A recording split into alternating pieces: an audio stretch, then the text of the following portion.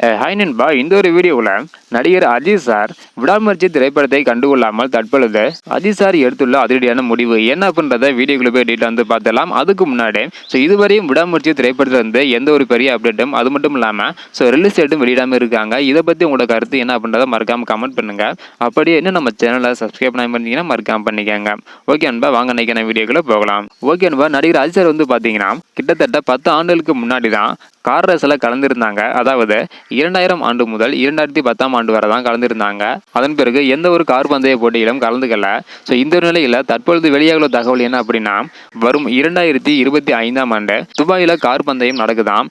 இதற்கான பேச்சுவார்த்தைகள் மற்றும் ஒப்பந்த பணிகள் முடிவடைந்த நிலையில நடிகர் அஜித் சார் இந்த ஒரு கார் பந்தயத்தில் கலந்துக்க இருக்கிறத கார் ரேசர் நரேன் கார்த்திகேயன் உறுதி பண்ணியிருக்காங்க. மேலும் அஜித் சார் தரப்பில் இருந்து கிடைத்துள்ள தகவலின்படி அடுத்த ஆண்டு நடைபெற உள்ள கார் பந்தயத்தில் அஜித் சார் பங்கேற்க உள்ளதாகவும் அதற்கான ஒப்பந்த பணிகள் நிறைவடைந்து தற்பொழுது அஜித் சார் தீவிர பயிற்சியில் ஈடுபட்டு வருவதாகவும் ஒரு தகவல் வந்து வெளியாகிருக்குது. இதன் மூலம் அடுத்த ஆண்டு கார் பந்தயத்தில் நடிகர் அஜித் சார் கலந்துக்கிறது உறுதியாக இருக்குது.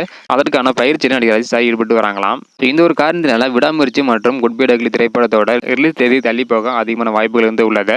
இதை பற்றி உங்களோட கருத்து என்ன அப்படின்றத மறக்காம கமெண்ட் பண்ணுங்க. தேங்க்யூ.